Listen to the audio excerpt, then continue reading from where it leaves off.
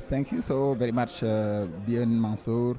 Welcome on Al-Muridiya TV, anytime, anywhere, on any device. Today is Monday, the 10th of March, 2025, the 9th day of Ramadan, Hijrah. So today, as the Murid community and the Murid tradition dictates, every single day the community, under the auspices of the General Caliph Sheikh Muhammad Muntaha Mbake, gather here at the residence Cheikh Khadim to give thanks to Allah, to vivify, the Ramadan, the month of Ramadan, reading the Quran and reading the panegyrics, those poems written by Sheikh Ahmad Bamba.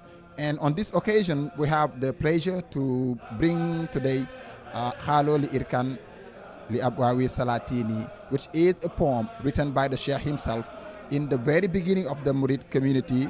Let us say in the year 1301 Hijrah, coinciding with the year 1882 or 1883 in 𝒂𝒂𝒏𝒃𝒂𝒍. This poem is really important today.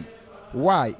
The rationale was certainly to show his firm commitment to worshipping Allah subhanahu wa ta'ala, but it was also an answer, a response to those who suggested him to follow his father as a Qadi to the king of Qajar.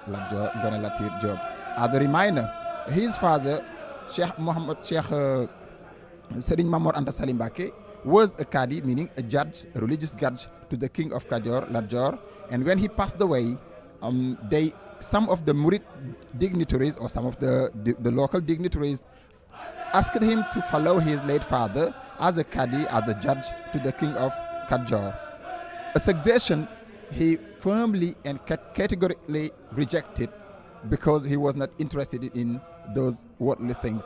And he said it. That's why the title of the panegyric, the poem, is 𝒎𝒂𝒏𝒃𝒂𝒉𝒊. 𝒎𝒂𝒏 meaning they said. What did they say and who said it? They said, go and cooperate with the king. After your condolences, you can be posted as the judge to the king. And the Sheikh answered, they suggested me to do that, but I firmly reject this because I am not interested in these worldly things.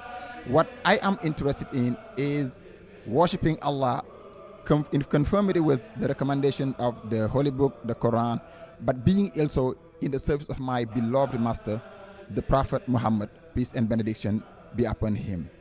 That was really puzzling. And then to their great astonishment, they said, wow, what's going on in here?